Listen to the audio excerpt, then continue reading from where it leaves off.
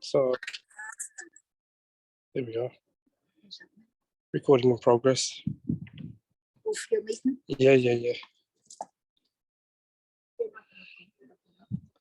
If you just ring on the doorbell again.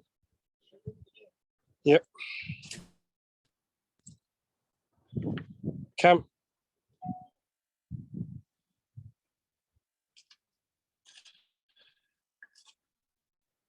So what do you do in the council? I work for the pensions department in the council. All right. So yeah. You get me an increase then? Sorry. You could do get me an increase. I'm telling you what, it's just hi Cam. Oh, can you just hold this 1 second? Let me just. Yes. Yeah, I'm just.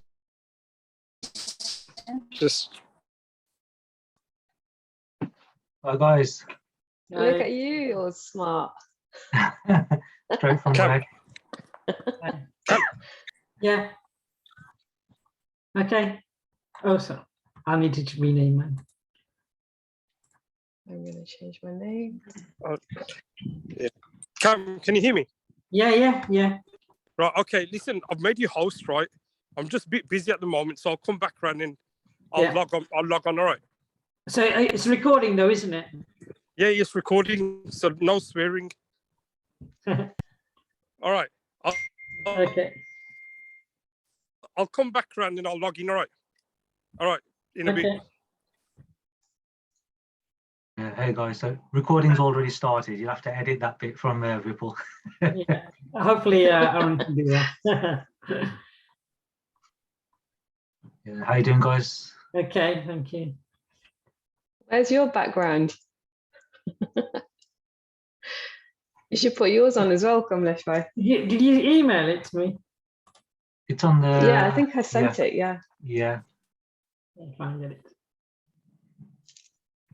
So have we got it set to mute everyone but the speaker, or just have to ask everyone to go on mute, is it? Yeah. You should, once people have entered, we can just mute them all. Okay, and just unmute yourself when you're talking. Okay. And is it set so whoever's talking gets the spotlight, is it? Yeah. I've made you co-host as well. Yeah, brilliant.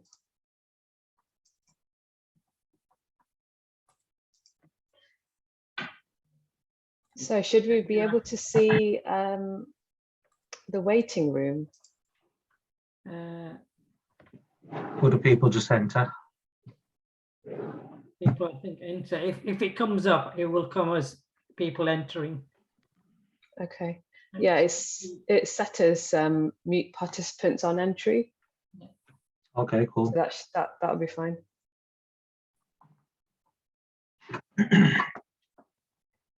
So between us three, is it whoever's talking gets spotlighted? We can spotlight them, yeah. I can do that. Or Okay. Oh, I can see, So yes. yeah, you know where if you look at someone's video and in the corner, it's got the box with the 3 dots on it.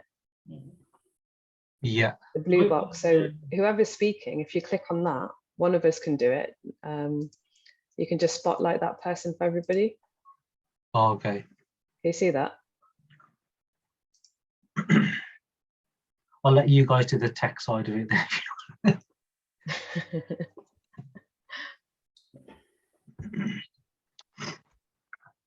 I've got like a quick, it's just like a 2-3 minute intro. So I don't know, like if wait till there's enough people joined, and then if I begin with that before handing it over to yourself, Sana. Yeah, perfect. And Sounds then good. yeah, let you do your info with the questionnaire thing. Yeah, And, cool. speakers one by one. we'll let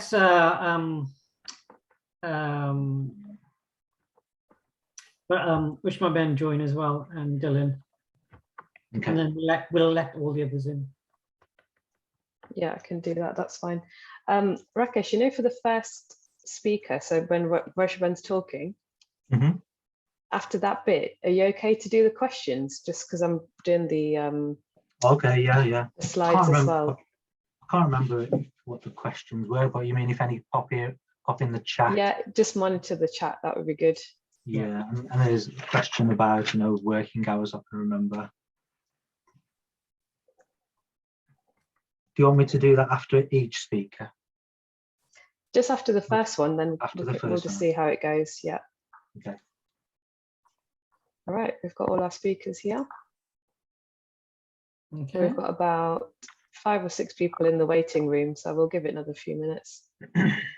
Sorry, Sonal, did you get my revised? Yeah, got it. Thank Yeah, I you. did. Yeah. Already. Ushma, could you see if you can share the screen and just? Okay. Yeah. Yeah, hi everyone. I'll give it a try. Says only the host can share in this meeting. Oh yeah, it says host has disabled participant screen sharing.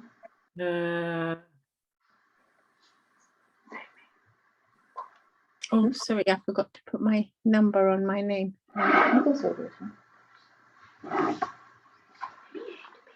Okay, hopefully you can share that now. Can you share? Yeah. Okay, so I think what we'll do, I will. Does that work? Yeah, that's sharing. That's good. Yep, brilliant. Who is that? Sorry, Me. Tested it. BJ, do you want? Yeah, but I think the spotlight stayed on me even though you were sharing. Oh yeah, we'll just Remove change that spotlight, as people are talking. Yeah, we can change.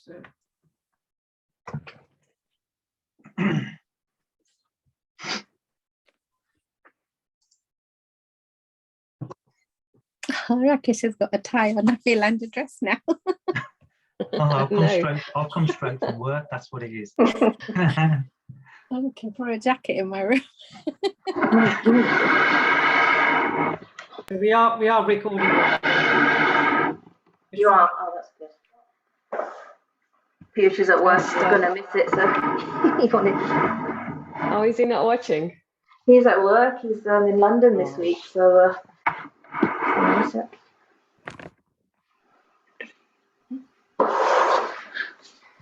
Well, we can see people in the waiting room.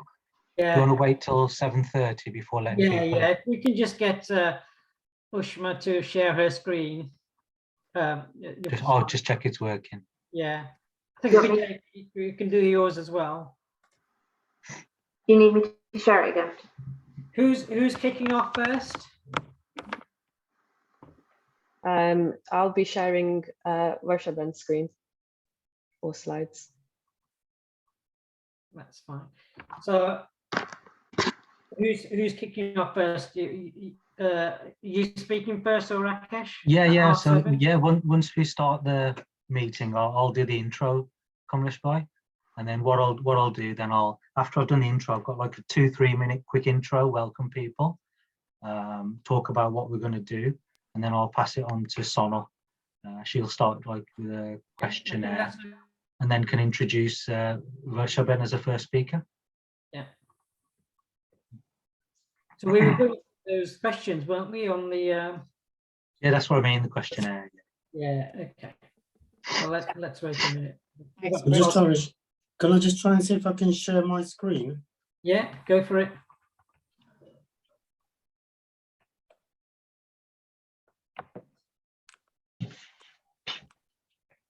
Does anything come up there? No. Not yet. Just your name.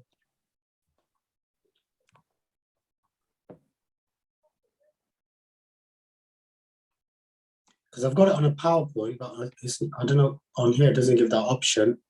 But when I go into Dropbox, it keeps taking me to a Zoom link. It did share just a minute ago when you were sharing. Yeah, we could see your poster. Oh, you could. Okay, let me just Yeah. check again. Can you see that? No. No. Whatever you did the first time worked.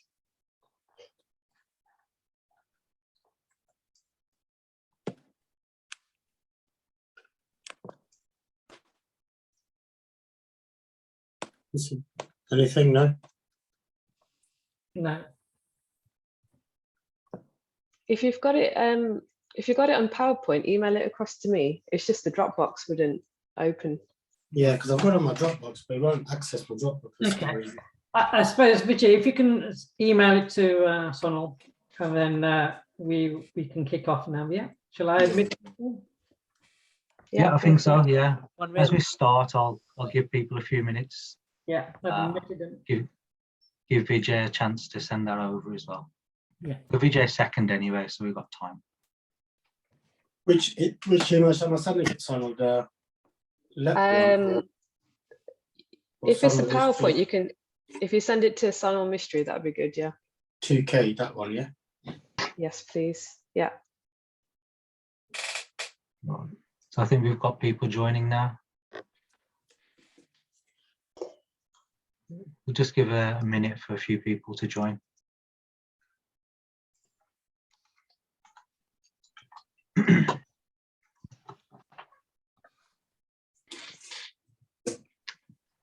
Yeah.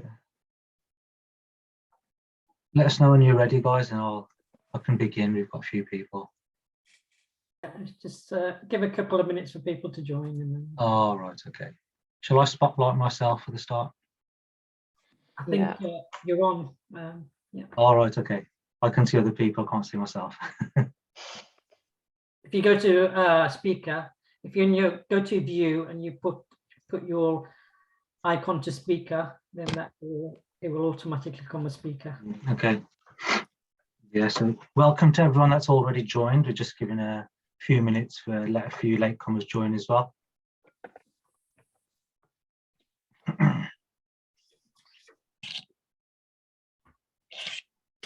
Give us a thumbs up, Sonal, Cam, when you've had a chance to check the PowerPoint, then we can make a start. Yeah, I think we're good to go. Go for it. All right, yeah, no. Well, welcome everyone to this event. So my name's Rakesh. It's an honor to introduce you to this first ever SPA careers event. We're hoping this will be the first of many in a series of this event. So this careers event, it's not just open to a particular group, it's open to everyone, young and old. So, I mean, before we begin and before I pass you on to our host, Sonal, I've got a few notices. So, start off, I want to give a thank you to all the people we've had volunteer as speakers for this careers event, and also to our president, Kamlesh Bhai, for helping organise this. So without you guys, these kind of events would not be possible. So thank you very much. Also to let everyone know on the call as well that this session is being recorded. So if people aren't available to attend this event live, you will be able to see a recording of this on the website afterwards.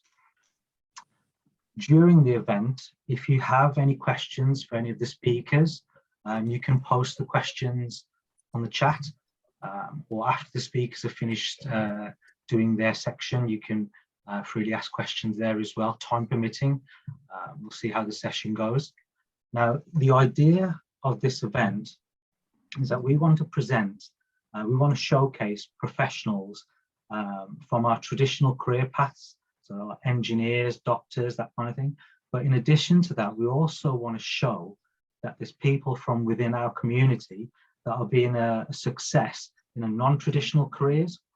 So for this series of events, the kind of people that we've got lined up, we've got people that work in police forensics, we've got people from engineering, we've got people from the music industry, artists, producers, promoters, we've got people from sports backgrounds, we've got a Premier League football analyst, we've got Premier League sports physios, we've got professionals from service industry, we've got a doctor, we've got a photographer, we've got a chef, we've got all these people lined up as a hoping, like, as the series goes on. Obviously we're not going to have a chance for everyone to speak on this first event, but we're hoping as the series goes on we'll give you a good mix of different careers. And in addition to that, we're hoping to do like a session, a training session on LinkedIn to help people get the best out of that and help them with the careers as well.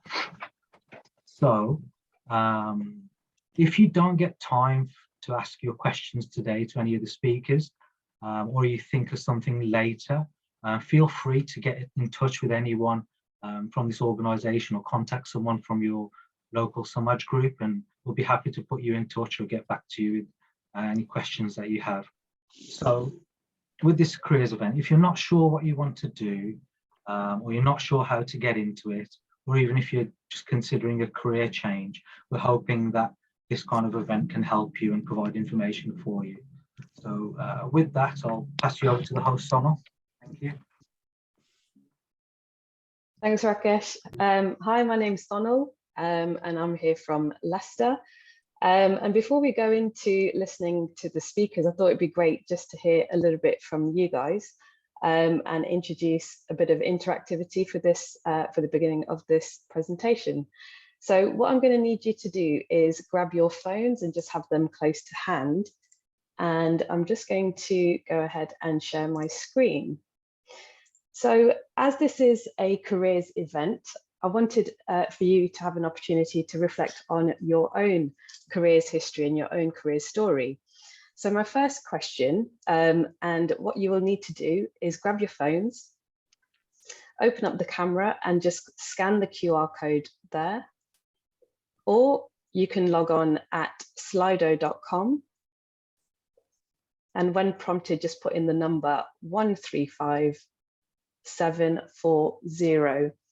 I'm really interested to hear and to see just who we've got with us in the room this evening.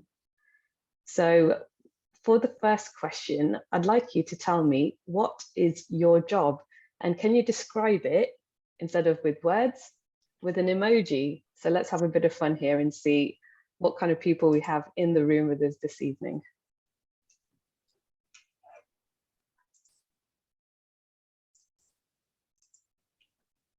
I'm hoping that's an astronaut. If so, I'd be really excited. Keep them coming.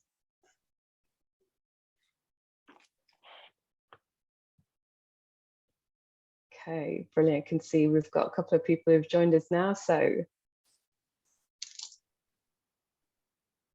graduate or students there, somebody in football, fashion, a chef, brilliant. IT and tech, GP and, okay, brilliant. Some more graduates here. Got a car, is that a driver, taxi driver?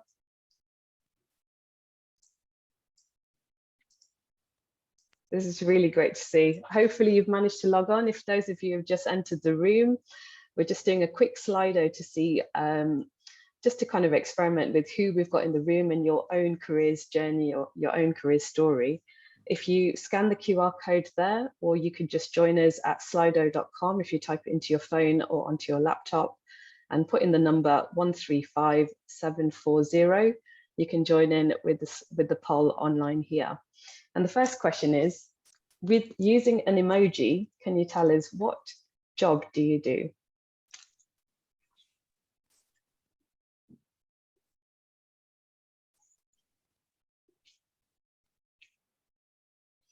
So far we've got about 20 people who have joined. Keep going, I'll wait for a few more, just so we're ready and getting used to using this app. But I think this already shows us just how unique all the people who are joining are, and we can see a huge range of careers and jobs here. Brilliant. Fantastic. Working in the school, somebody working in money. Very creative with these emojis. Thanks, guys. Okay, I'm going to move on to question number 2. So question number 2, again, getting you guys to just think about your biggest influencer on your career's journey. So whatever job you're doing at the moment, whatever role you were in, who was your biggest influencer? Was it somebody at home, parents, mum, dad? Was it somebody else in your family? Was it somebody from school? Was it your teachers, your friends, colleagues, peers? Who was your biggest influencer? And if you wanted to add a celebrity or a footballer or a famous TV person, then that is totally fine too. School careers advisor, self-determination, brilliant.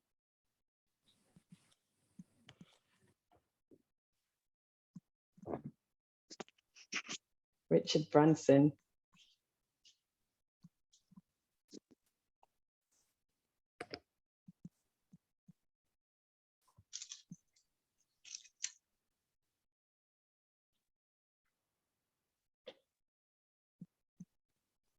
Yeah, I think that word family just really sort of coming out here is really important influences.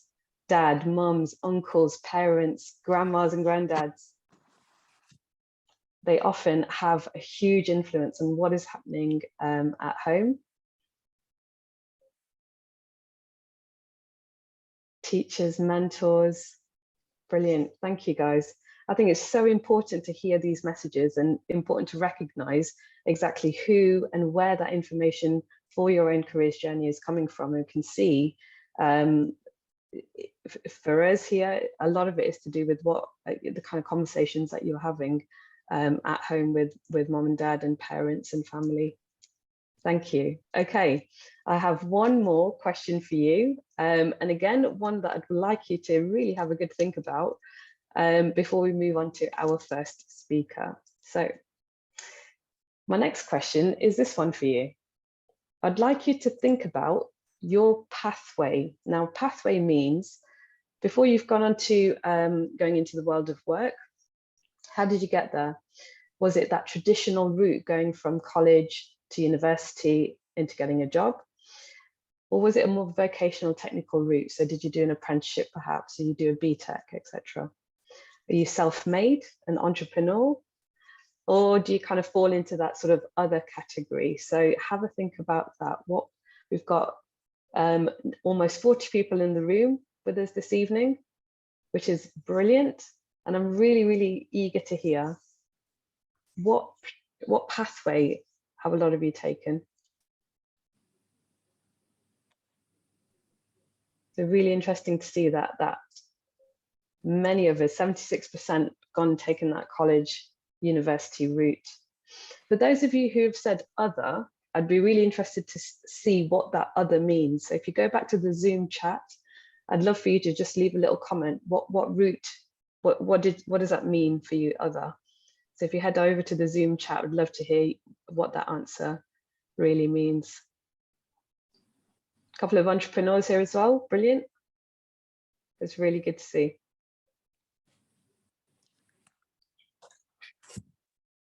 Okay. So as you can see, it's really important. I'm going to go back to the first one here. We've got a variety of different people who are joining us here this evening from various different backgrounds, from a wide range of sectors and industries. And we have a lot of expertise and a lot of people from different careers and different disciplines here in the room with us this evening and across our community. What we're going to be launching into for this evening is to hear from 3, hopefully 4 members of our community who have excelled in their field. So I'm going to stop sharing my screen here, and we're going to go over to Varshaben, who is our first speaker for this evening. And she is a forensic scientist with the Met Police. Varshaben, good evening. Good evening, Sonal. Thank you so much for organising this meaningful event with Rakesh Rai and Kamlesh. You know, I wish I had something like this when I was young, because we really had very few inspirational role models or people to give you ideas. When I had my first careers talk, the ladies were told in the class, or the girls, that you're best to get some makeup and find a rich husband. So hats off to you for making today possible. Okay, so as Sonal said, my name's Varsha. I live in London and I work for the Metropolitan Police Service. Thank you for the slides, Sonal. So basically, I've been through a bit of a journey working. If you could go back to the last one, sorry, Sonal. Yeah, thank you so much. Yeah, so in my policing career, now, if you look at the skin surface on this on your hands, you'll notice that it's covered with a series of lines which are created by ridges and furrows. Each finger on each hand and each portion of your palm surface and your feet surface is completely unique, and this also applies to identical twins. One of the earliest people to discover this were the Indians, who I think you may be familiar with the term Angutha Chap, which means people would use their fingerprint to sign for wages, etc., as a unique way of marking things. So it's this uniqueness that I basically built my career on. Okay, next slide, Sonal. Thank you. So where I am is what you can see on the right here. So I'm involved in examining crime scenes and investigations relating to terrorist attack, murder, rape, armed robberies, serious and organized crime, human trafficking, grievous bodily harm, and kidnap, just to name but a few. So I began with O levels, which is GCSEs in new currency. I became an admin assistant, then an admin officer. I did my A levels while I was working, and once I got those, I applied to become a fingerprint expert, which is a 5-year journey where basically you are working and being assessed for 5 years, and you sit some final exams before you qualify as an expert, and to achieve that you have to be able to infallibly make fingerprint comparisons from marks from scenes of crime scenes and the criminal databases, and identify them, and also recover fingerprints from like, for instance, unidentified dead bodies, and know what to do with different skin types depending on if the person was burned, recovered from a river, or just badly decomposed. And I was the first female of colour to become a fingerprint expert in the Met Police. And then I went on to be a crime scene examiner. Again, I was the first female of colour when I went to my first police station. I think, yeah, in the whole station, I was the only non-white person, and the head of CID, when I went to introduce myself, said, "Oh gosh, we've never had a girl one before." And he could never remember my name, and he wanted to call me Vera, but I wouldn't answer him unless he used my proper name. And then now I'm a forensic practitioner, which is basically laboratory based, and we examine things like guns, knives, exhibits from serious crimes, and we actually go out to crime scenes for murder and counterterrorism investigations. Thank you, Sonal. Next slide. Okay, so you know, you should never be disheartened if you don't do as well as you'd like to. The great thing about being born in August is you always have a holiday on your birthday, but the unfortunate thing is your exam results arrive on your birthday also.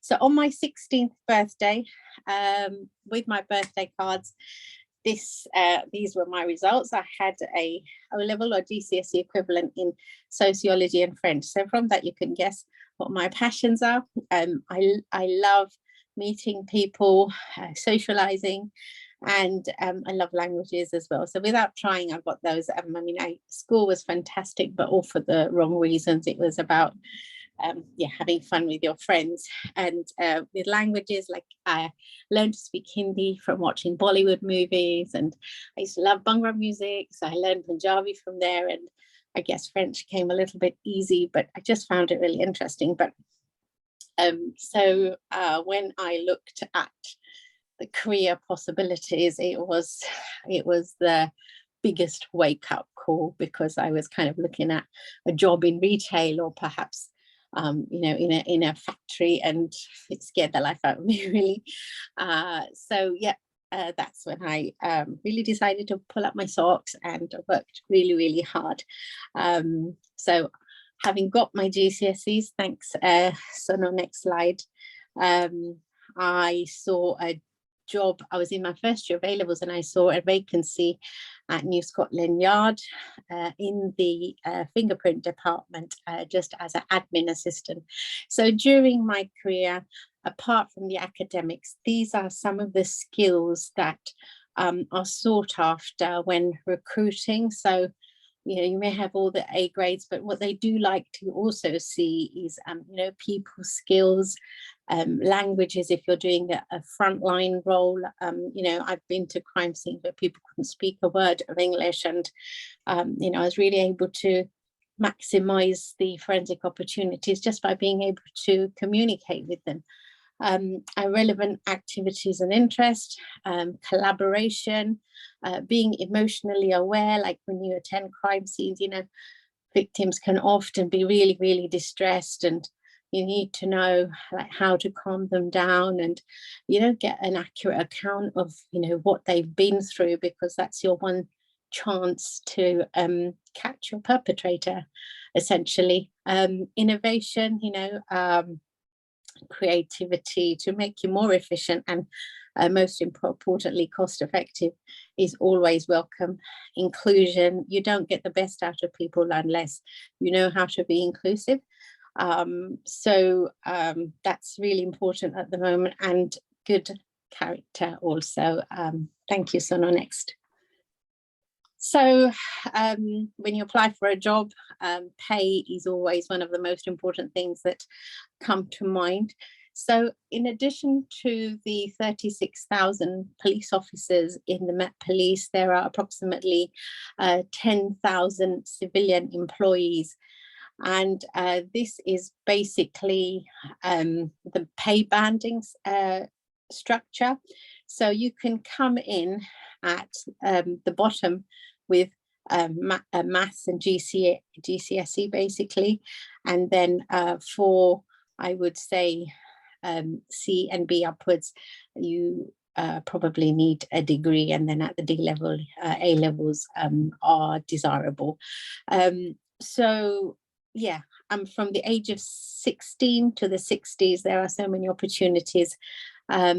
And so not just in the Met Police, but I'm sure wherever you live, like in the local constabularies, you will have similar positions.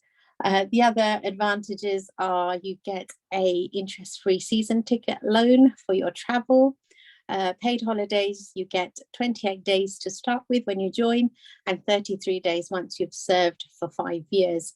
They have excellent maternity packages and flexible working. I've raised 3 children myself working there, and yeah, they're all adults now.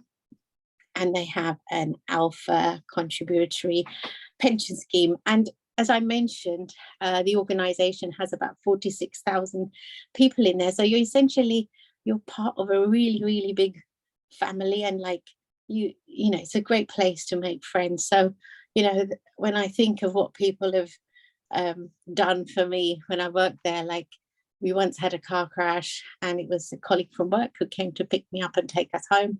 We bought some chickens and they kept flying away and we couldn't handle them. So it was a work colleague who adopted them from me because they had a bigger garden, more space. But yeah, it's a huge family, and it's lovely to be part of it. Thank you, Sono.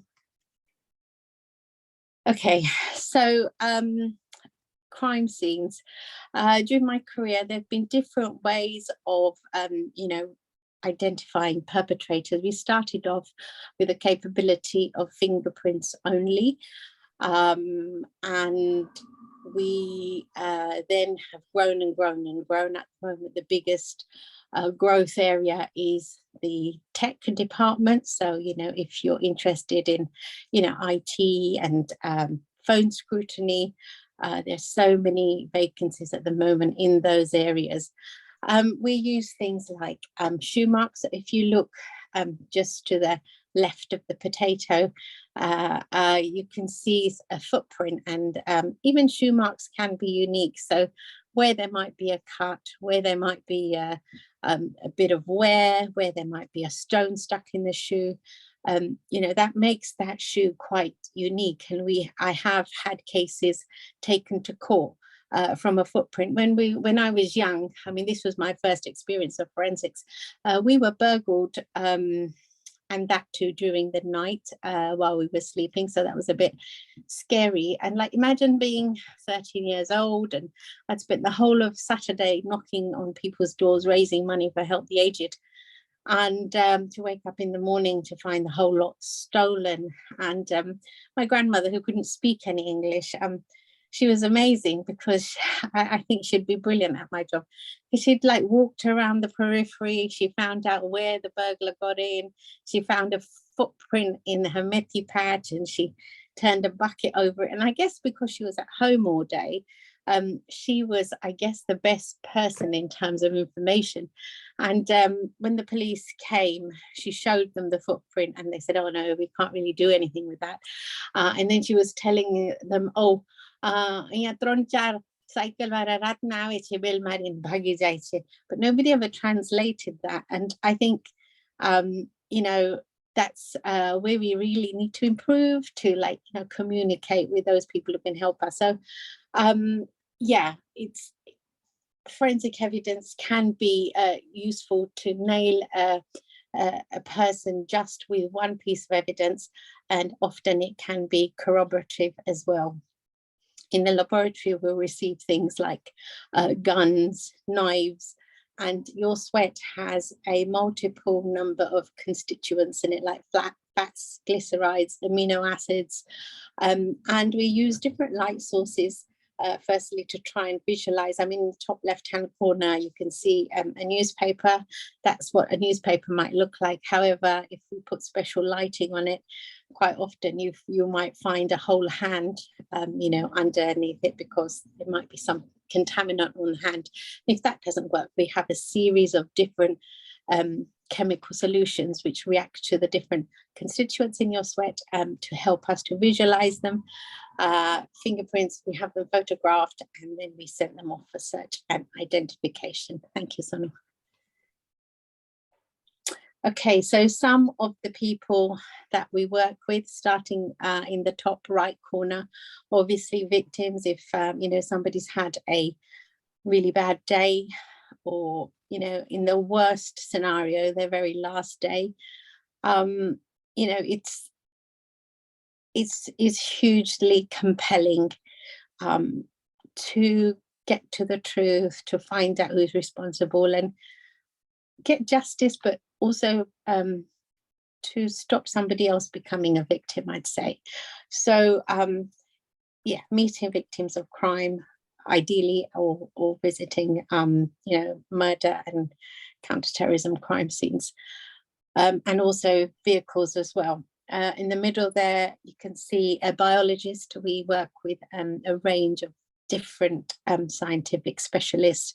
We have our ballistics experts, our firearms experts, and we have some drug analysis people. So yeah, we're constantly growing, and as I mentioned, the digital and phone interrogation capabilities, which is growing incredibly at an incredible rate. The detectives generally lead on investigations, and we work in close partnership with them in terms of identifying our strategies and approaches. Bottom right there, you can see forensic photographers. They are always on hand to capture the evidence we've found, and they're absolute geniuses. And uniformed police officers, they're usually first on scene, so we need to get account of what they saw when they got there, which is really, really important, especially if the person is no longer around. And eventually, when we've got our evidence, we manage to find someone.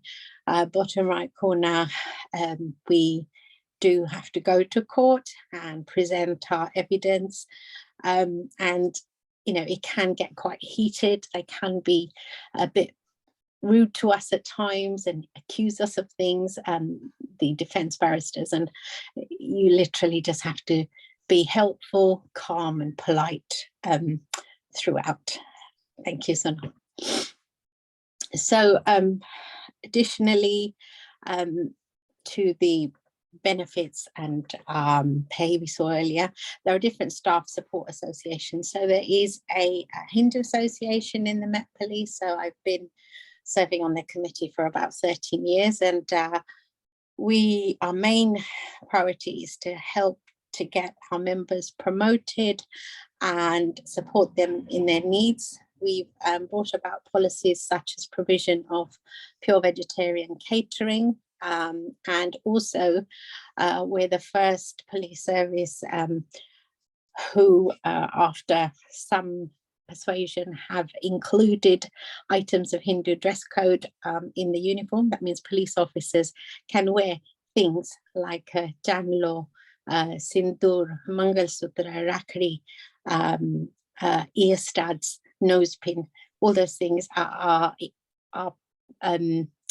approved for wearing with the police uniform. And I've done some charity work. Now, you know, whenever you do about voluntary work, I can't rate it enough. I mean, Sonal and Rakesh have done a fantastic job of organising today. But when you think of the skills that have gone into making today possible, you know, they've got their tech capability, the collaboration, they've got the innovation. Have you seen the amazing poster they've created? So, you know, if ever you get a chance to participate in voluntary work, you know, always do, and you'll always learn something. And most importantly, you get to meet some great people as well. So it really, really will boost your CV. Thanks, Sonal. So basically, as I said, you can join as a civilian member of staff with basic English and maths. That's the very, very basic requirement. You don't need to be a British citizen. If you're resident for 3 years and you've got a visa entitlement to work for 1.5 to 2 years, you can still join us. You can start at the age of 16, except for roles of shift work, then you need to be 18. If you've been convicted of a criminal offence, your suitability will be subject to careful consideration. And you'll also be required to provide fingerprints and DNA in an internal elimination database. So other role requirements. So these are the roles that I've been involved in, and it will give you an idea of what the entry requirements are. So as a fingerprint examiner, 5 GCSEs, crime scene examiners, you also need A-levels, A to C grades, and also a full UK driving license. And forensic examiners and scientists, you will need all of the above, also a degree in science and full colour vision. Most of the technical specialist role require a degree. Thank you, Sonal.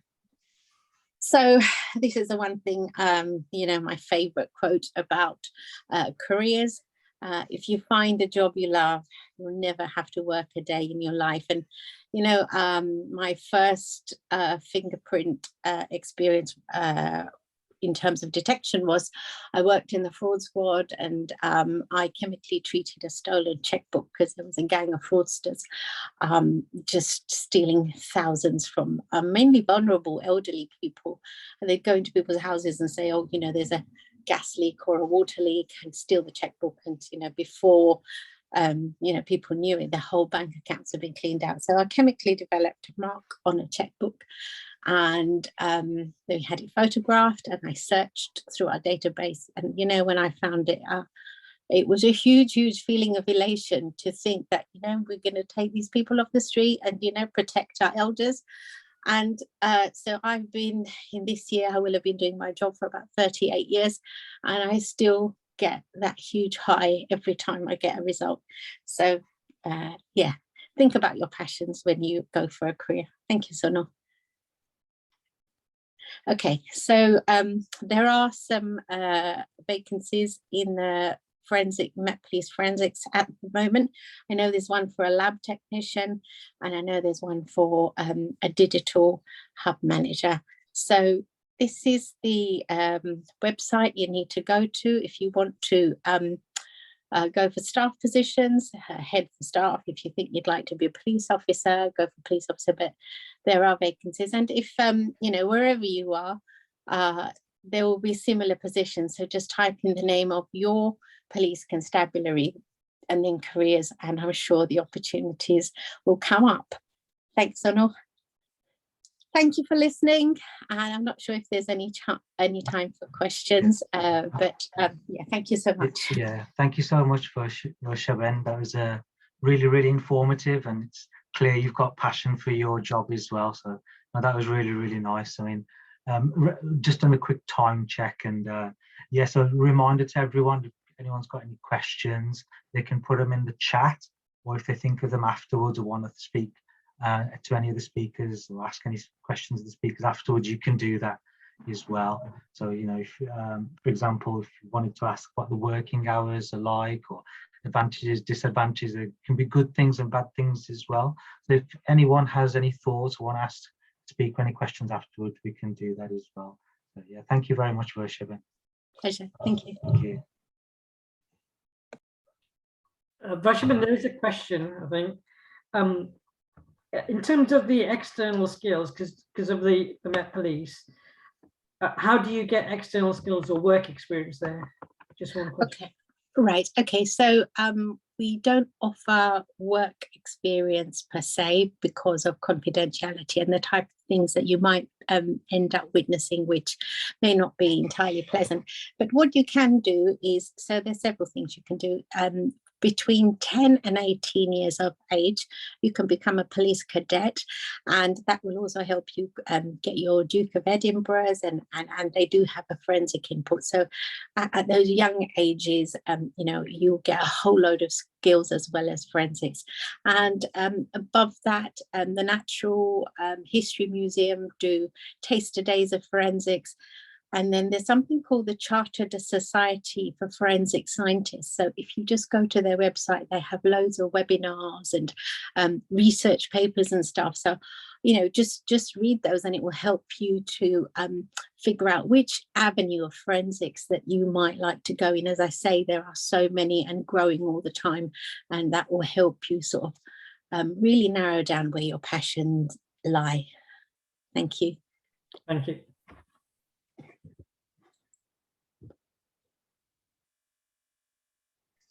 Thank you very much, Varshaben. That was really great to hear and a really inspiring story.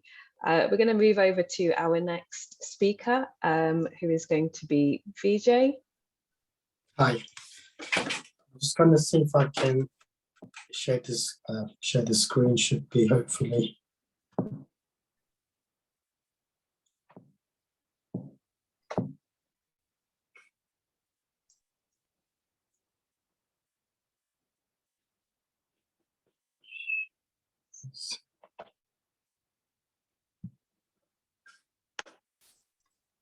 Can you all see that? Yeah, brilliant.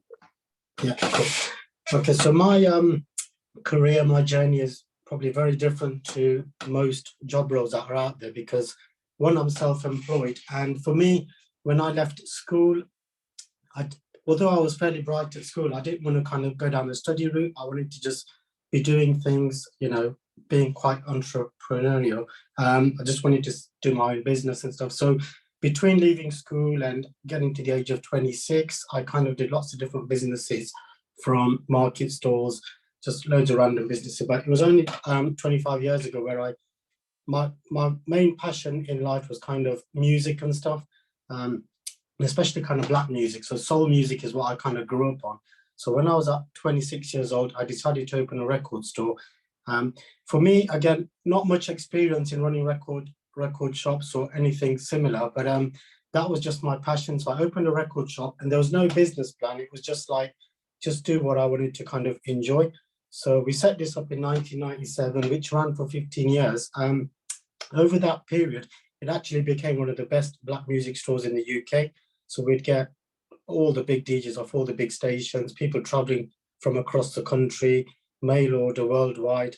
And while we had the shop, I had so many ideas. I wanted to set up record labels, set up music workshop, do events, club nights, live music. There were so many different ideas. So as the kind of time went on, the next kind of thing I did while I had the shop was,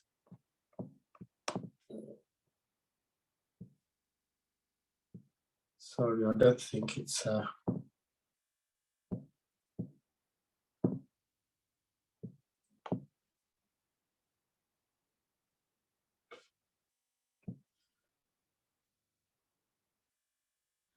Yeah, sorry.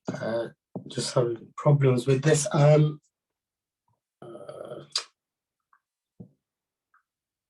Sorry, guys. Yeah, just- is working then Yeah, that was momentarily. working. Yeah, but I'm trying to just load them all up quickly so then I can just come through them.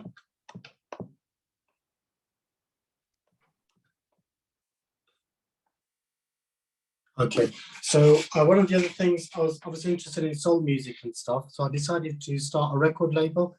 So in 2000, I set up a record label where we released over 20 albums, we licensed loads of different American artists, and it was actually voted the second best independent soul label in the UK. So we ran that for 6 years, and that's when everything started going digital, and that's when we kind of, we were still selling records and CDs, so we didn't manage to kind of adapt to the digital download era, so we kind of stopped the label in 2006.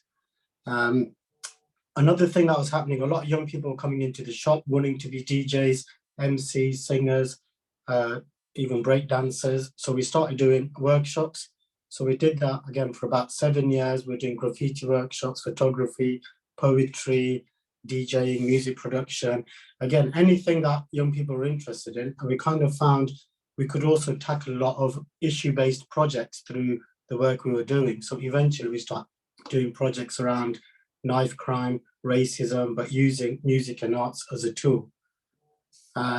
2002, I set up a music magazine. It actually started with a 4-page black and white magazine, but over 2 years, we managed to build it into a 64-page full color magazine. And we actually got a contract with W.H. Smith in 2004, but the magazine had grown so big and so expensive, we just couldn't keep up with it. So we decided to kind of close the magazine in 2004. So one of the things I found in business, once something, I either lose a passion for it or it's not generating an income after so long, you've got to kind of move on and, you know, just knock it on there basically. Then we also set up another record label, Too Funky Records, where we were licensing a lot of UK artists. You may be familiar with people like Wiley, Shola Ama. There's some of the artists that we kind of signed as tracks, not as artists over the years. Another thing we did, so in 2007, we thought, because a lot of the work we were doing was commercial businesses, we wanted to have kind of a social enterprise arm to the business. So we set up Too Funky Arts, where we thought we can apply for funding, put on a lot more issue-based projects for young people, but also be kind of our charitable side. So we set up as a social enterprise, not for profit business, which is still present now. And we do loads of different projects with young people, artist development, festivals, all sorts of stuff. So that's something I'm still currently doing at the moment. And through that, we employ probably about half a dozen staff and maybe about a dozen freelancers who deliver a lot of our workshops and projects for us. Again, going back to my passion for Black music, when I was doing a lot of research around Leicester, there wasn't really anything documented over the years. So we decided to do our first exhibition, which was kind of looking at the history of Black music in Leicester. But since then, we've done quite a few different exhibitions on different issues as well. I'll be flicking through quite a lot of things because we've done so much over the years. I used to love comedy. Nobody was doing Black comedy in Leicester, so I started doing Black comedy and Asian comedy events. We did that for about 10 years. We started with a small venue called the People Centre, and we eventually sold out the De Montfort Hall in Leicester. And I used to bring big artists, like you'll see them now, like Romesh Ranganathan. You know, we used to pay them like 150 quid to come and do our shows, and now must be worth 1,000. Same with Paul Chowdhury, Richard Blackwood, the Real McCoy, all the kind of biggest Asian and Black comedians that probably are around now. Dance was another thing I was really passionate about, because actually when I was a teenager, we used to break dance and body pop and do robotics and stuff. So that's something I really worked on. We did loads of different workshops, and then I started doing events at the Curve Theatre, Leicester's Best Dance Crew. We used to do that every year. And then we also did Midland's Best Dance Crew, which we took to Birmingham as well as Leicester. And we were selling out kind of the theatres, 800 capacity. And again, with dance, I was doing it. And then by 2015, for me, it was just getting very repetitive what we were doing. Although it was kind of generating business and revenue, Again, when I get bored with something, I just kind of tend to move on. But my whole business has always been about Black music and art. So that is my passion, and that is the kind of backbone of the business. But as you can see, the model changes quite regularly over the years. 10 years ago, I wanted to get into radio. So I thought, why not set up an internet radio station? And then I thought maybe one day there may be an FM license available, which one did become available about 3 years ago, which we applied for. And I think about 6 people from Leicester applied for it. We were successful. So that we've now run an FM radio station, which launched about 2 years ago. So that's 24 hours, 7 days a week, 5-year license. So that's on FM. It's also on the internet, radio2funky.co.uk. But we're also applying for a DAB license, which we should find out, I think, around June time. So if we're successful with that, we'll also be on DAB. So that's kind of something that takes up a lot of my time at the moment.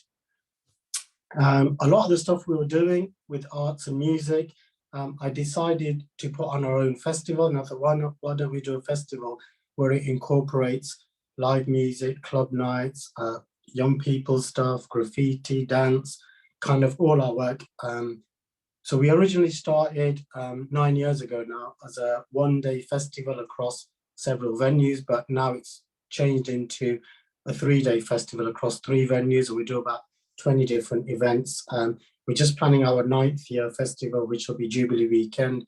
And then obviously next year will be the 10th year, which will be hopefully a huge festival. I was, again, going back to, finding out the history of Black music in Leicester. There was nothing really documented. So again, I moved into creating documentaries. It was, again, everything I've kind of done, I've had no experience and no one really to teach me. So I've just kind of learned on the job. So we did a documentary about 9 years ago. Since then, we've done a few more documentaries on different topics with young people across Leicester as well. But that's on YouTube if you wanted to watch that, Spectrum, the history of Black music in Leicester. And even with all the arts development stuff we're doing, a lot of times we're teaching young people music with instrumentals, but then we wanted to move more into live music because I think that's a way to go for artists. So we started doing a lot more artist development stuff with live musicians, and quite a lot of these artists we've worked with have gone on to do quite big things actually in the music business. And then this is one of the big things we're doing at the moment. My vision was always, we're doing so much different work across Leicester, and I always wanted to get our own kind of venue where we could do all our music events, projects and stuff. So 2015, I came across a venue which was previously owned by a friend of mine. It was a great space. It's a live music venue. And I took over that in 2015 where we do workshops, live music, club nights, all genres from Bollywood to hip hop to soul, reggae, garage, house. With the venue as well, it's so diverse. So, it turns into a church one day, it's workshops, it's, birthday parties, it's club nights, it's literally every type of event, every kind of genre. And when I took over this business, it was actually in a building with 2 other venues. And then I had a kind of vision to think maybe one day I'll be able to take over the whole building and, have 3 different venues, which actually did come to light. So a couple of years later, I took over the venue next door, the 2 Funky Lounge, which is kind of a nightclub upstairs, 2 rooms and a roof terrace. And then another couple of years later, I took over the 3rd venue, which is more like a bar, street food kind of venue. And then over the last year, over pandemic, we managed to knock the walls down in between all the clubs. So although they're run as 3 separate clubs, we can actually use a whole venue as one event as well. So we can get probably over 1,000 people across the 3 venues. And it's probably the most diverse kind of venue in Leicester now, because like I was saying, we're doing street food events, we're doing wakes, baby showers, birthdays, live music, student nights, club nights, conferences, church. It's just so diverse. Anything and everything, basically, workshops, festivals, film screening we did the other day as well.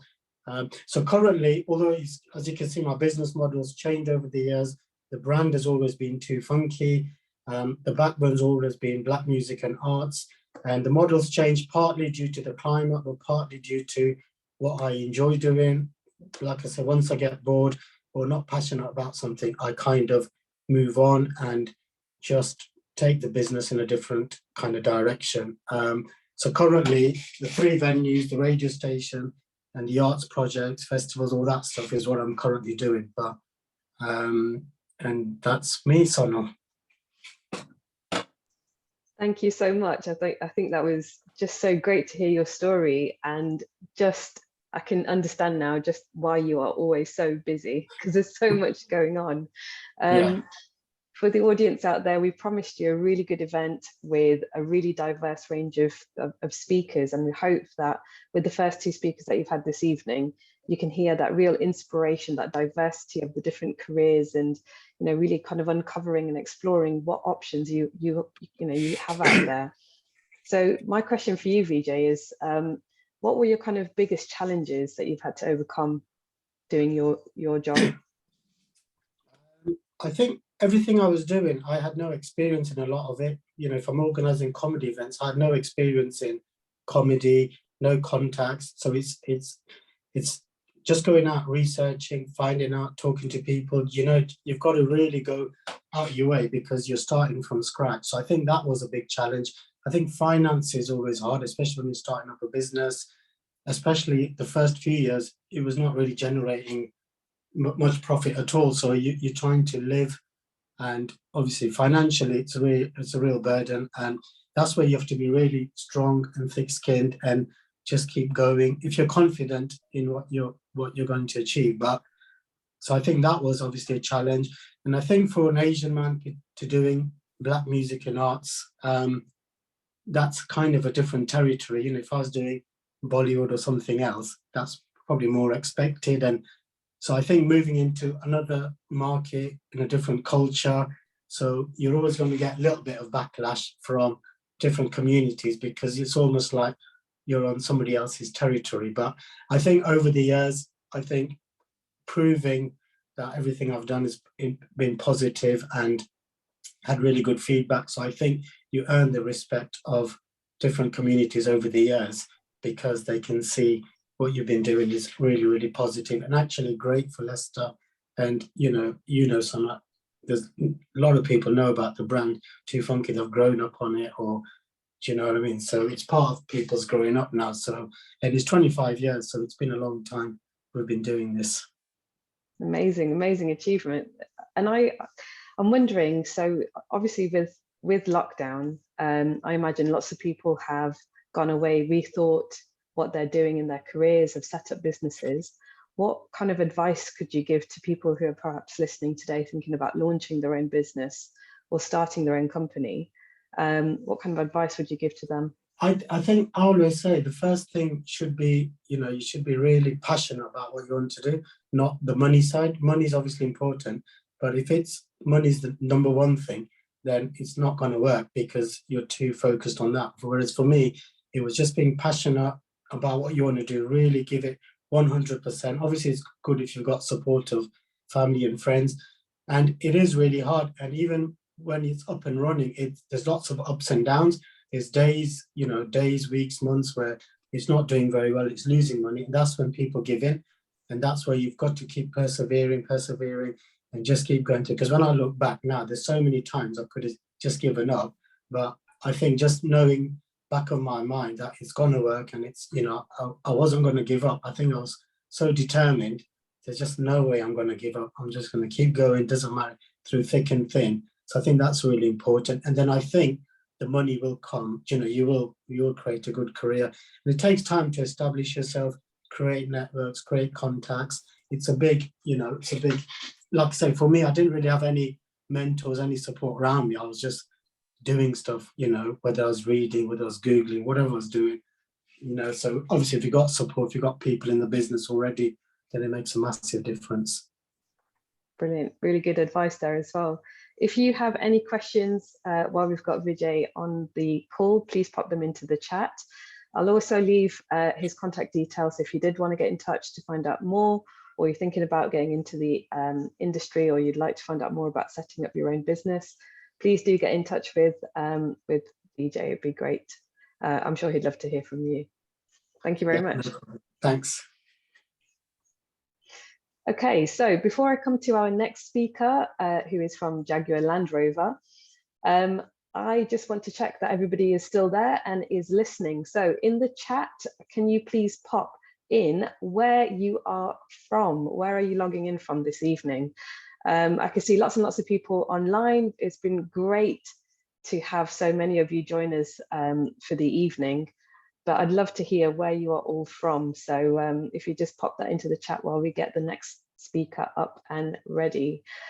Just wanted to let you know that myself, I'm from Leicester, Rakesh Bhai is from Walsall, Kamlesh is in Birmingham as well. So we've all kind of been all over the place trying to coordinate this event, and brilliant to see so many of you joining this evening.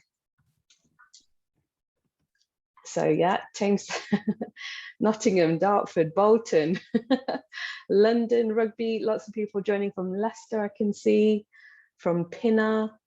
It's amazing, fantastic to see. From Dartford,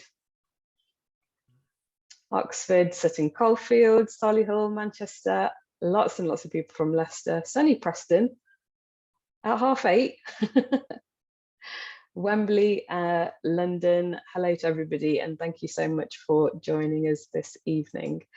Okay, so our next speaker is Ushma Babi from Birmingham as well. I'm just going to spotlight her, and she is an engineer from Jaguar Land Rover. So over to you, Ushma Babi.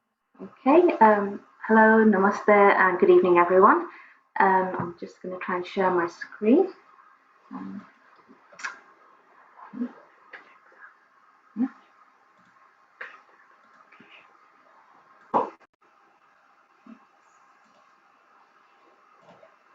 So hopefully you can see that.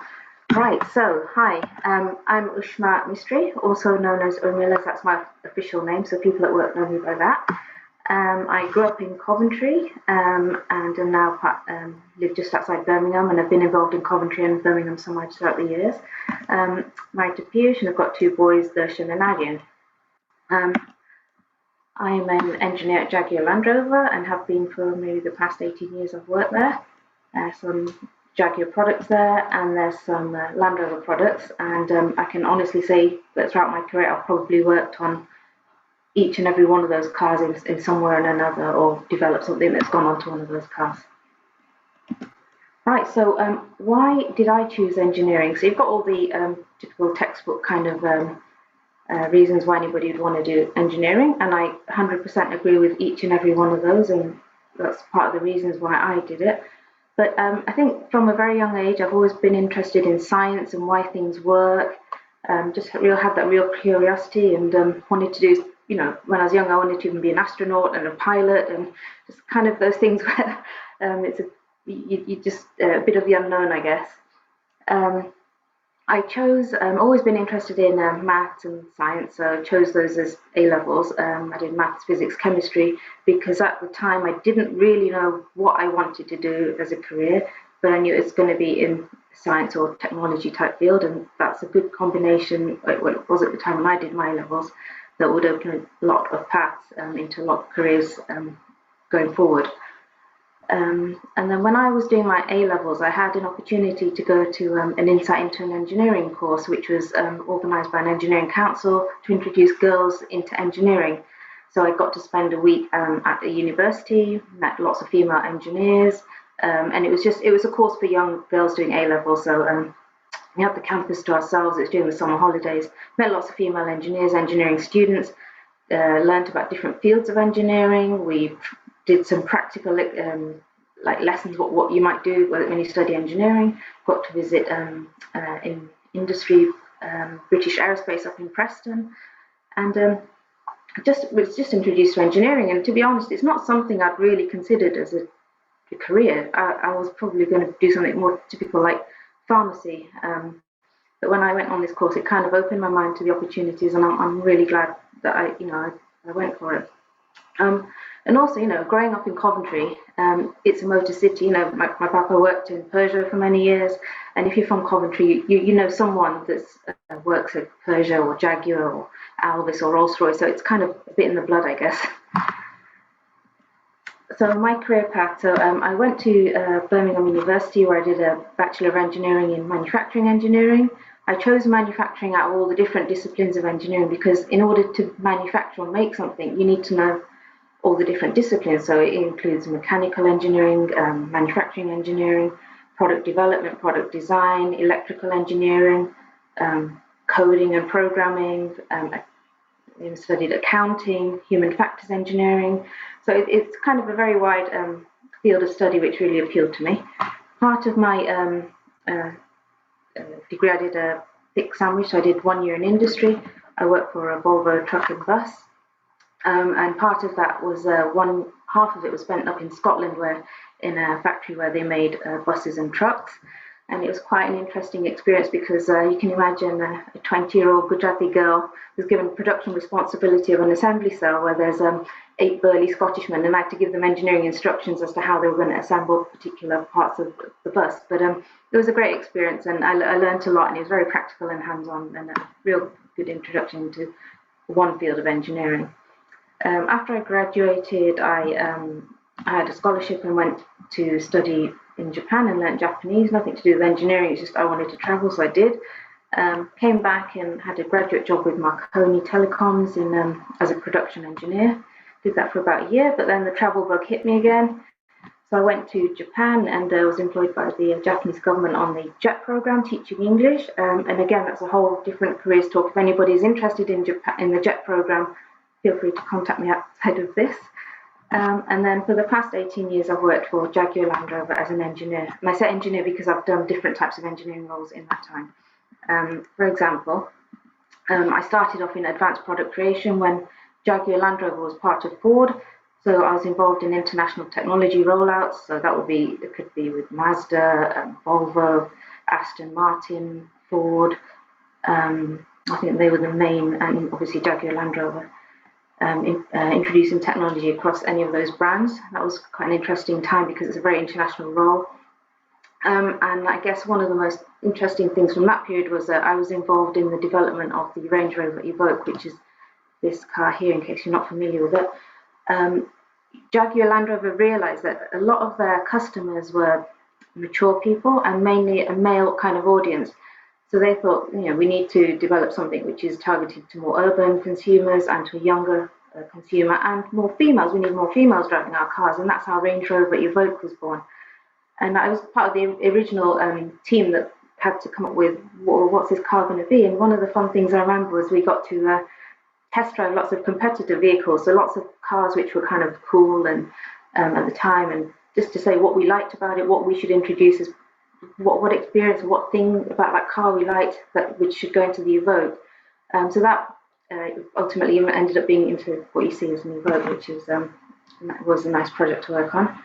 And then I spent the bulk of my time working in engineering research as a human-machine interface engineer. So that means human-machine interface is basically any interaction a human does with a technology. So for a car, it could be how you interact with a touch screen, it could be buttons, it could be voice activation, it could be gestures, it could be anything. But basically, the logic and the thought and the psychology and the engineering between working with a human and a vehicle to get the right kind of get the right kind of result that you want. And I'll talk more about some of the projects I did in a minute. And then I got interested in data analytics and kind of did a lot of study myself because I was quite interested in this field. And then had the opportunity to move into the big data machine learning research team, where I spent 2 years because it's, as people keep saying, data is the new oil. So if anyone's interested in that field, it's a great area to go into, data and machine learning, which is what I do now. And for the past just under a year, I moved out of engineering and work in the commercial division of Jaguar Land Rover as a data scientist. But it's important, I've still got my engineering skills because although I'm crunching big data and analysing data, finding trends and interpreting it into useful information, got the engineering background in order to explain the data to people in the business. So some of the highlights of my time, mainly in research, were these are some of the projects I worked on. So a powered split tailgate is a Range Rover has two parts of a tailgate, and it had never been the logic had never been thought of. Is if we were to do it electronically, how should it work? Should the top bit open first? Should the bottom bit open first? What happens if you press the button? What button should you press? What should the button look like? What's a human going to do when they get to this scenario? What do they expect? So that was involved in the HMI behind that, and it was a world first because no one had launched a powered split tailgate before, and it was started as a research project which ended up on vehicles, and it's available today. The next project was called Hands-Free Tailgate, and my boss just said to me, if you've got your hands full, how would you open the rear of a car? I was like, okay, so I did some competitive benchmarking to see what kind of things other people were doing, other competitors were doing. Did some research into what technology is out there at the moment. Worked with people within research in teams to see, can we invent something ourselves? And we came up with an interesting idea, which we had a patent granted for that. And the technology was launched on vehicles. It wasn't the one which the patent is for. So what you see in cars now isn't what is the work related to my patent, but it does allow you to go up to a car and open the tailgate without having to touch any buttons or anything. The next project was a gesture roof blind project. So I was asked to investigate if we were to introduce gestures onto vehicles, how would we introduce them and what use cases would there be and why should we do it? So myself and two colleagues, so engineering is a lot of teamwork. One was a human factors scientist and one was an electrical engineer, me as a project engineer. We looked at where could you use gestures, and you can use gestures to do a lot of things, but we didn't want it to be gimmicky and technology for the sake of technology. And after doing a lot of research and evaluations and user trials, we found that if one of the areas which was useful was the roof blind. So in Range Rovers and large Jaguars, you have a big roof blind at the top, and it had a couple of buttons, one to open and close the roof blind, and one to open and close the big glass to get air into the vehicle. But when you're driving, you don't want to be looking up there and saying, well, which button am I supposed to be pressing? Because it's eyes off the road and it's quite dangerous. So that's a good use case, because if we were to at least eliminate one of those buttons by introducing gesture, it would make the driving experience a lot safer. So that technology was introduced, so you just kind of gesture to open the roof blind or gesture to close it, and that was launched on some vehicles, and again had 4 patents granted for some of the work which went into that, and it's just nice to see out in vehicles at the moment. The next project was more of a blue sky research project, so it's something that was never really going to end up on cars, but it's research to see the art of the possible, and that was called MindSense. This generated a lot of attention.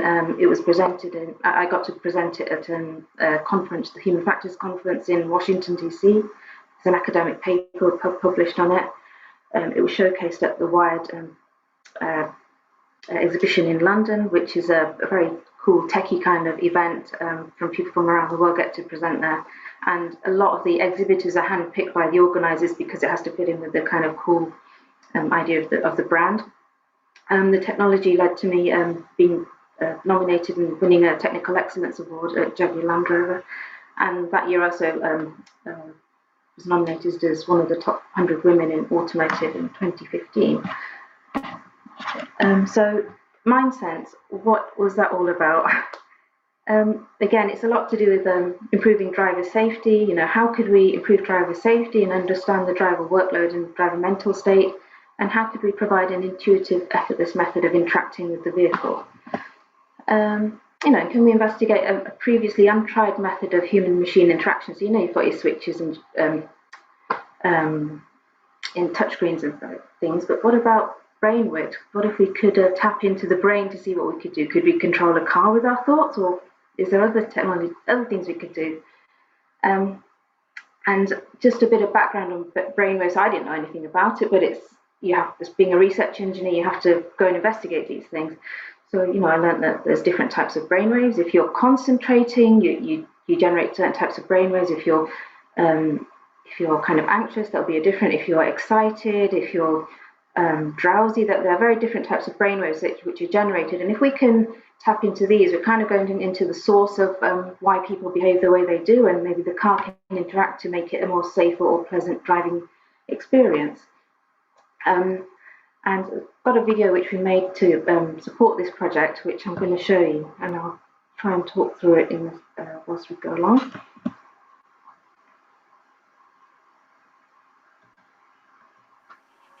So this was the project. So the idea was that if the driver is driving and is getting distracted or drowsy, the car can start taking over or trying to wake the driver up. So you can see someone driving along, cars detect driver attention's dropping, which turns the blowers on to try and wake the driver up a bit. And that's not really working, the driver attention's dropped again. So the autonomous self-driving mode is engaged, and the car can now take over.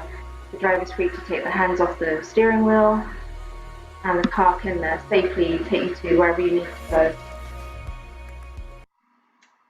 So this project generated a huge amount of media around the world. I remember, in fact, listening to BBC Asian Network one morning, and they mentioned it on the news, and I was thinking, wow, that's my project. I led that project. And the idea behind it was we found a company in America that could detect brainwaves just through steering wheels. And that's the concept which we developed and provided a proof of concept. It wasn't ever going to go onto vehicles because it's still a bit too far out there. And, you know, got things like people wearing gloves when you drive, so we wouldn't have been able to detect the brainwaves. But it was just exploring the art of the possible to see what could be done. This is just that tech was displayed at the WIRED conference. This was the little display where we had the steering wheel and people could try a little experiment. And that's kind of that's one flavour of engineering. And I just wanted to kind of showcase some of the highlights of my career, but just to point out that this is just one area of engineering. I know a lot of people still think it's a very kind of traditional area where you get your hands dirty and you work in factories all the time. But even though I studied manufacturing engineering, what I've done over the years and what I do now is evolved, and I've moved on. And that's the great thing about engineering. It's you're not stuck in one field as long as you enjoy it. It's really challenging.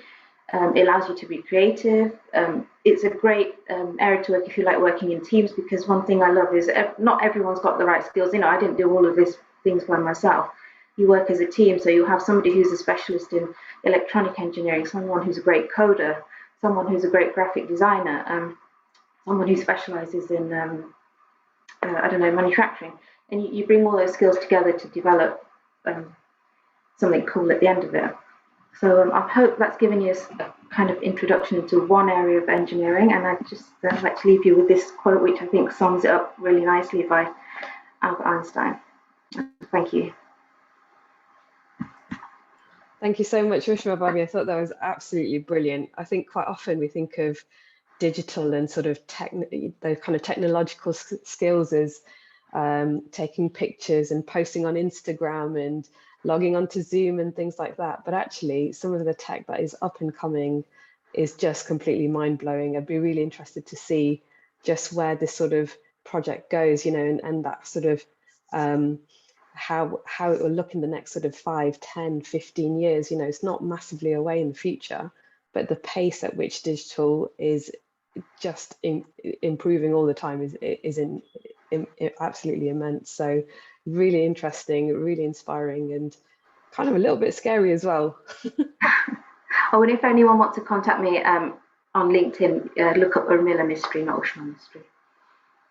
Thank you very much. Does anybody have any questions at all? We're all very quiet. I think very nice presentation and very informative. I think it's, you know, probably going to inspire a lot of people that are thinking of engineering as a career. Yeah. Ushma, I have a question.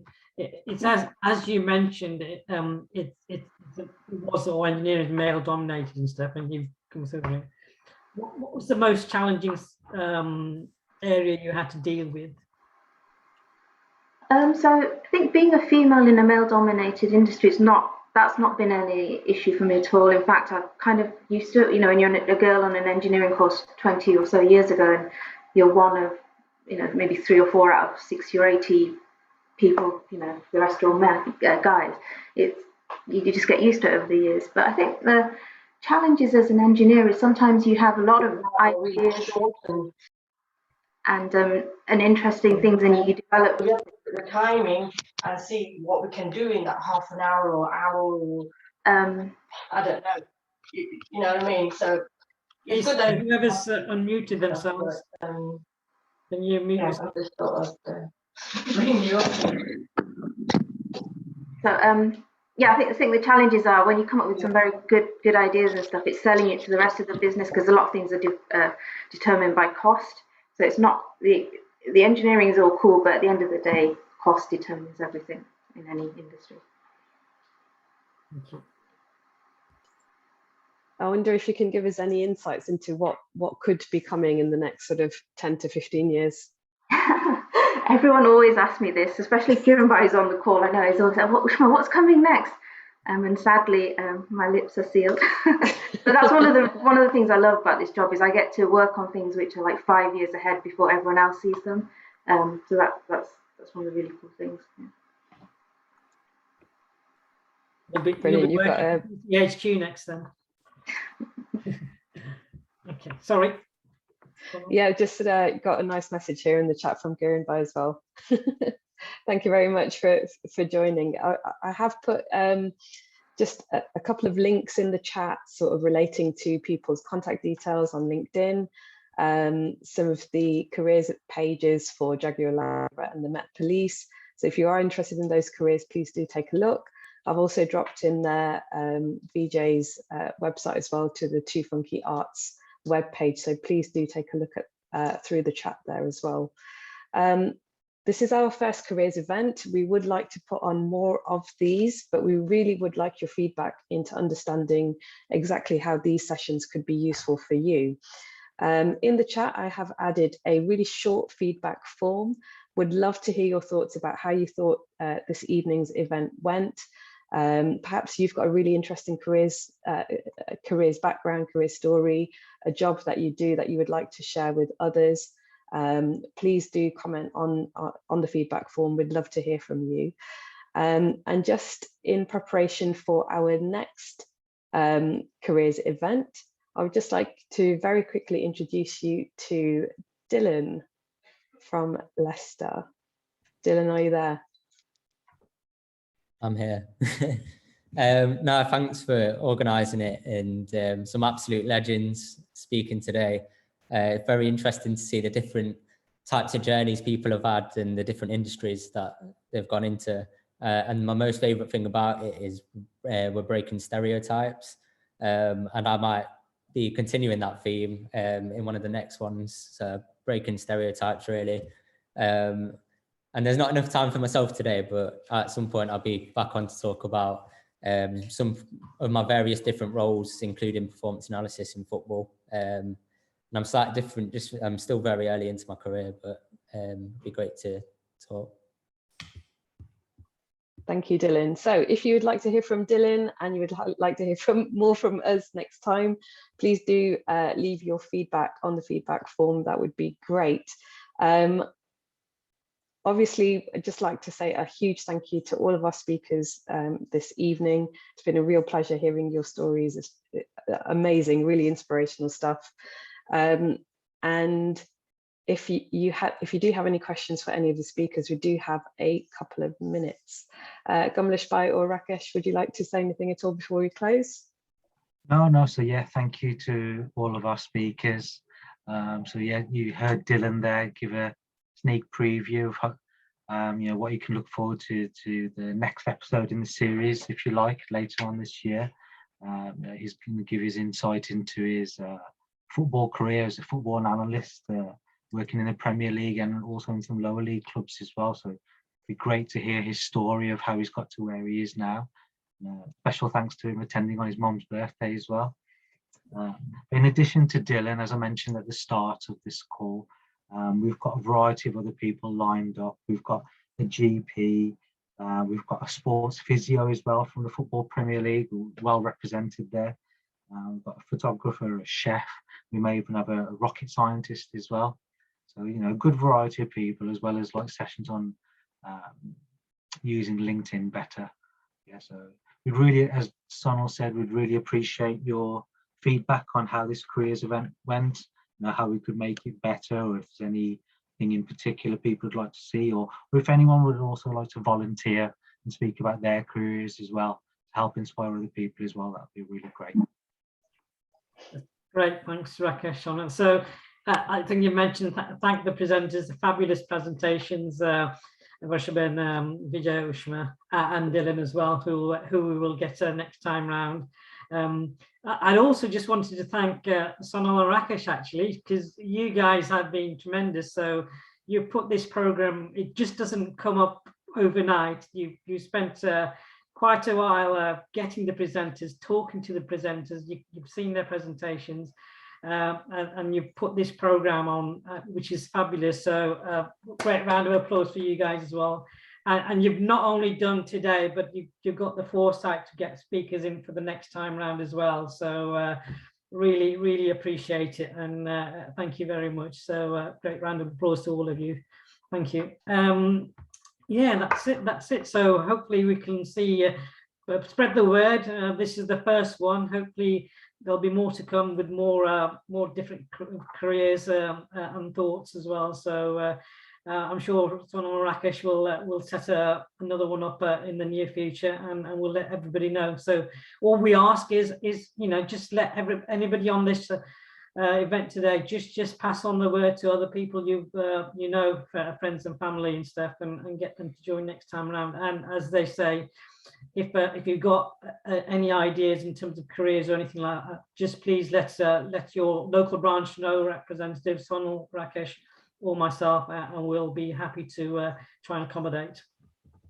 Yeah, so thank you to all the speakers once again as well. We know, you know, it's a short time, relatively speaking. You've gone through your stories at 100 miles an hour, you know, talking about 20-30 years of your career. So really appreciate that. Yeah, thank you very much, guys. Thank you.